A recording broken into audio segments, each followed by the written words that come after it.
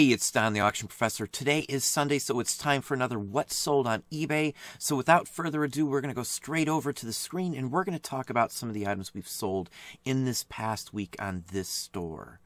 Okay, so now the first item here is a stack of catalogs by the Champion Company. I believe this is Champion Sparkplug, but I could be wrong. It's just some random books, basically booklets with parts and things for cars, and it came in a huge assortment of these. I have maybe 10 cents into each one of these. I bought them in bulk, huge box of these. So I'm fine. I took 10 bucks on this. I've sold probably half of them in the $10 to $25 range for a similar size lot than this. Next item here is a Civil War 1865 Sanitary Fair trade card. Now, if you look this one up, the average price on this is anywhere from $8 to $30. I sold this one for $56.25. I marked it high. I marked it down after it had been up for a while. I listed in the Civil War section, and boom, it was a seller for me. So, again, you can look this one up. It's a known card. They do show up. It's not super rare, but it isn't a legit piece. It was made in 1865 for that fair. Now, the next several are a bunch of KLM labels that I sold to the same person. I think he bought 14 different labels in the $15 to, say, $9 range. I don't mind taking less if they're buying a bunch.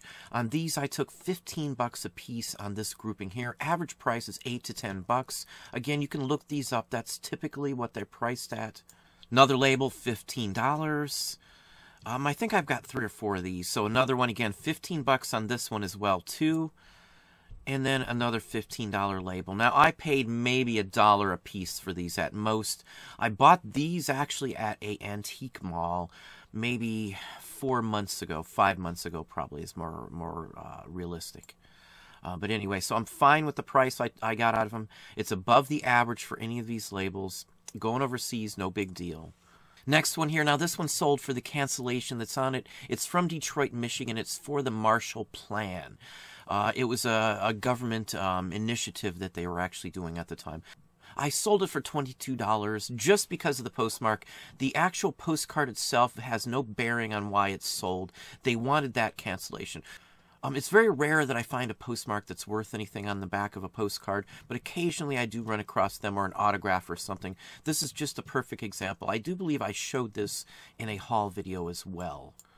Next one's a magazine, 1939, Physical Culture. It's for the cover, I'm sure they're buying it for. It's a unique, interesting bathing suit style pinup cover on it. So, interesting one. I paid $1 for it. Next one here is a advertising card for a tobacco company. I sold it for $71.25.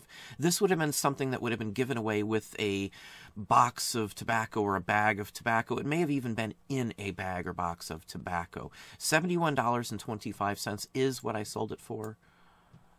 Next one here, I didn't pay a dime for. I actually bought a haul of some vacuum tubes not too long ago, and I believe I even showed it. So if you go back, I think you'll see this in there. And when I was purchasing these, he threw in a bunch of these handbooks for nothing.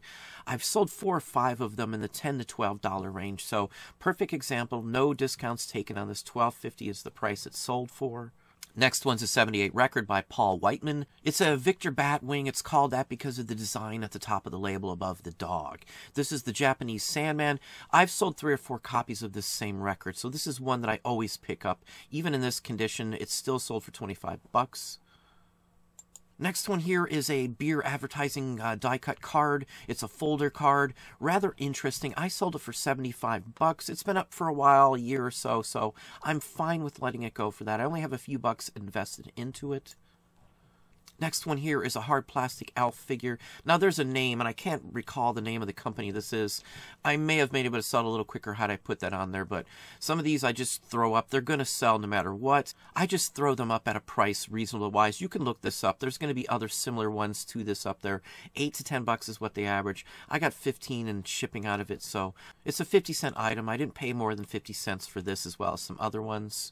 Next one here is a Raphael Tuck Christmas card with some owls. The owls are why it's sold as well as Raphael Tuck.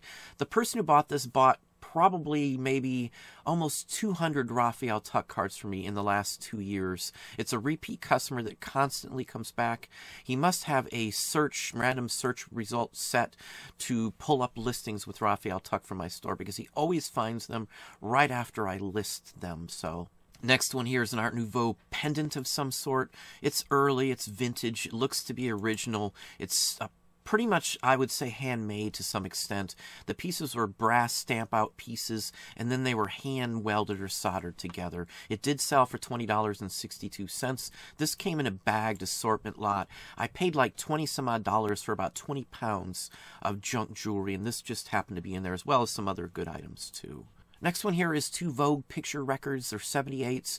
I've shown actually finding these in hauls. If you look at my last father and son haul, which I'll try and put a link right up here, you can see us actually finding one of these for $1. That's about average I pay for most of these. I took $30 for the pair of these, 15 bucks a piece. Again, I have $1 into these total. So I'll go into places, and in fact, I think this is the same record that I found in that haul. But I'll go into places, and they'll just have every record in there for $1. They won't look through them. They'll just be big binders of them. I'll find these occasionally. Plus, I'll buy big, huge assortments and collections of Vogue records as well.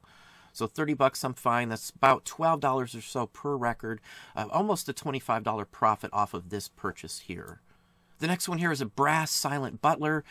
This is just the way they actually served items to eat, actually. These were served on ships and things like that. You can see them in historical movies and documentaries as well, too. It's a nice item, well preserved, well taken care of, not super old. It's a reproduction, basically, I would say, or a newer version of it as well. It did sell for $25.88, so good investment. I paid $1 or $2 for this item at a sale. Next item is a Doug Fisher studio organ record set. It's 78 discs. I believe there was 4 of them in here. I did take $24 plus the person paid shipping on it. I was fine with that. I have $2 into this album. Most 78 LPs I spend $2 to $3 on at the very most. I'm not going to buy them unless I know the history and how well it will sell. And I know by heart many of these items. I don't mind hanging on to something either for a year or more, because when it does sell, I'll get a good chunk back. It'll be a good return on my investment. On average, I'm making 80% or better profit on almost every one of these records that I buy. Next one here is a poster stamp. It did sell for $20.62. It's from a New York company. I'm not even sure who the company is. It's an embossed, though, actual poster stamp. And this would have been affixed to labels and documents and things along that line.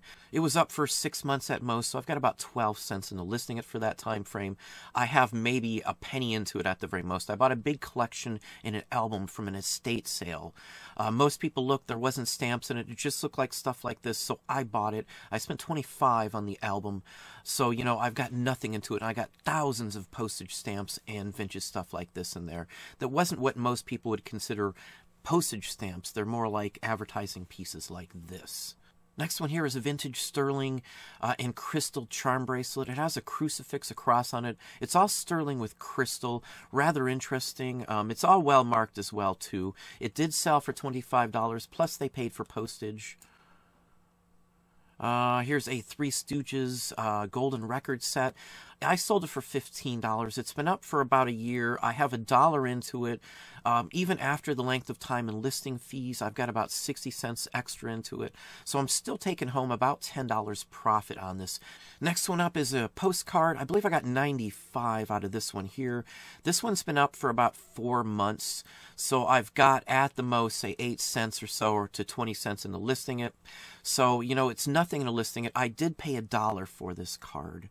And they do have 25 cents written on the back, believe it or not. But I paid $1 for this one, as well as some other Native American ones. I knew it would sell at some point. I put it up high, 135, so taking 95 on it, I was fine with it. Again, $1. It's a quick flip for a few cents worth of investment. I made 80 plus bucks on it, just like that. Next item here. Now, this one was sold within, say, 10 minutes of it being listed. I sold it for $45. It was listed for $57.50. It's probably a Victorian era, circa 1890s to about 1910 locket, charm, whatever you'd like to call it. It has the chain with it too. You can see that it's engraved. It has some stones in it. They could be diamonds. It's hard to say. It is gold filled, and it is a legit vintage piece as well. So I was fine with $45. And the last one here, again, you see a lot of items. I sold multiples to the same person. This person, I think, bought 9 or 10 of these photos.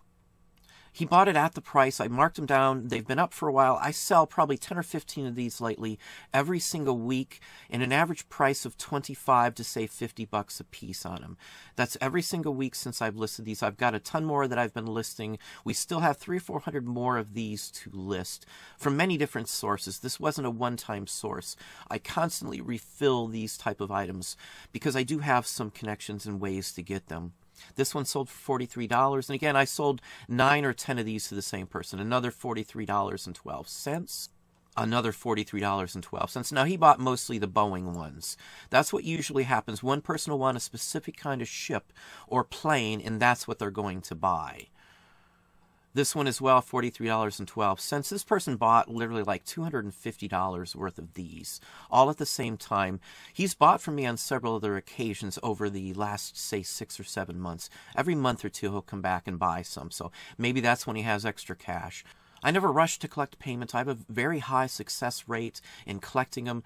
I maybe have one a month at the most that I have to file a item not paid for report. And usually they're paid for as well. So maybe every couple months I'll have one that goes all the way through the process lately. Not a huge ordeal for me. All I do is relist it, I file, and then I block the person. No big deal in me waiting a couple extra days.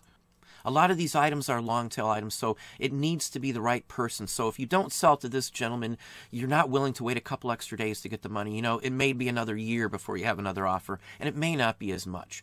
Somebody may flood the market. The item may not be worth as much by the time it actually does sell too. So take that in consideration as more and more items are put up on net. Some items are lower and lower in price as more and more of those items show up on the net. So just think about that. That's just pricing with anything, even new items, RA, FBA, the prices fluctuate, so keep that in mind. Even on collectibles, they go up and they go down just like anything else. This is a vintage Rockabilly, Ohio promo 45 disc. It has a DJ stamping on it as well. Usually the X is the side they want you to push or play, and that sometimes was actually marked on there by the actual person giving out the record. So it did sell for $56.25. We sell a ton of records, not just on eBay. We do sell on Discogs and Amazon. It's a decent chunk of change if you add up all the records we sell across the site. So that's what I have for you. Hopefully that gives you a little more insight on it. Well, there we are. There's some more items that we look for. Hopefully that gave you some ideas and some thoughts. If you enjoyed the video, please hit the like button down below. You can also hit the bell icon to be notified when I post new content or go live. Subscribe and tell a friend.